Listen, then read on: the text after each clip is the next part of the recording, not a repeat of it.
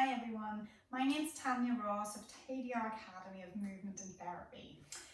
I'm bringing you yet another video which is tapping into a stretch, and what I'm hoping that this stretch does for you is opens you out around this belt in the midsection and also down the sides. It can feel really nice to do, and we're going to show you in the standing as well as the lying down version.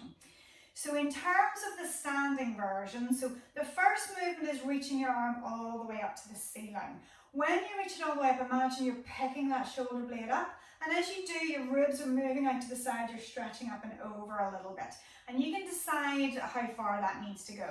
Now at the same time as that movement's setting upwards, I'm going to bend my knee on that side. So if my right arm is up, I'm right bending, okay?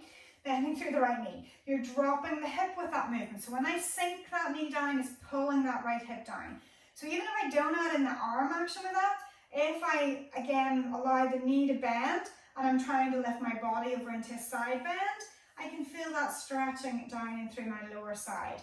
So if I add the two together, then it's going to really stretch somewhere, depending where you're tight, down in through that section.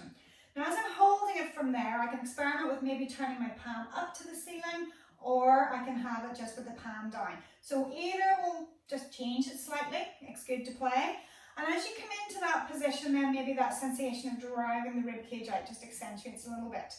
So we can treat this as a hold, just like all our other stretches where we're holding and waiting for ease. Otherwise, we can use it as mobility, and I quite like that. It's quite a good active movement. So if I'm using both arms up at the same time, it's more going to be just a straight up movement, but you can still add the rib cage in. So if I'm reaching with the left, I'm bending the left knee, and see the ribs starting to move out. Then I'm going to change, moving the right hand, bending the right knee. And I'm going to keep moving from side to side so that we're just getting this repeated lengthening down both sides of the body. And it can feel really nice. What you can also play with this is when I've reached up, that maybe I turn to face the floor a little bit. It'll pull it slightly to the back line of the body, or I can rotate as if I'm, whether you use your head to turn or not, looking up as if you're reaching up underneath that armpit. So it'll pull it slightly more to the front side of your side. So you can play with that. Kind of looks like you're just kind of dancing to your own rhythm. So as you're moving through this, again, just make it your own. Where do you feel like you want that stretch and that mobility? But all the time you're lifting up tall, good posture on the way through, so you're not kind of condensing on one side as you lift the other. Everything's trying to lift and stretch. So that's the standing alternating stretch. We're going to take it down onto the floor, whatever way feels comfortable for you to get down there. And once we're down, let those arms go up and overhead.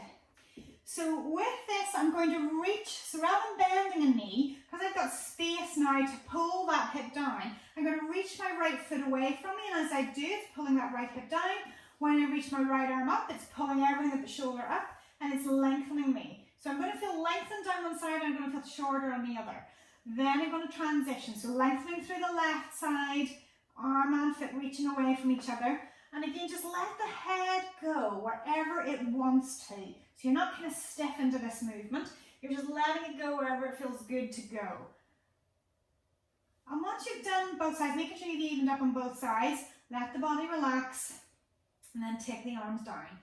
So with this as a stretch, sometimes it's nice just to do a full body stretch before you start into it, whether you're reaching through the balls of the feet, whether you're reaching through your heels. That's another variation when you do the alternating stretch, whether you want to reach through your heels, whether you want to reach through the balls of the feet. If you're prone to cramping, good through the heels, or you can reach through the balls of the feet without actually pointing your toes. So you can kind of play with all of that to make it your own, to make it feel good for you, okay? When you're coming up from the floor, nice safe principles, rolling onto the side with bent knees, use your top hand, push the floor, use the top leg to stretch away, and then you can walk it up.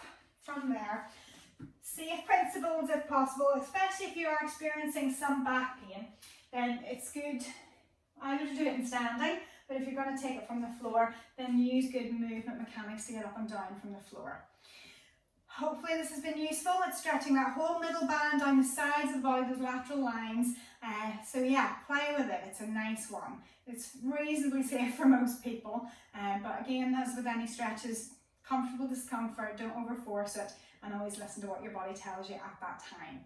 So thanks for watching. Leave us a like, leave us a comment. We'd love to hear from you, and subscribe to the channel as well for more content.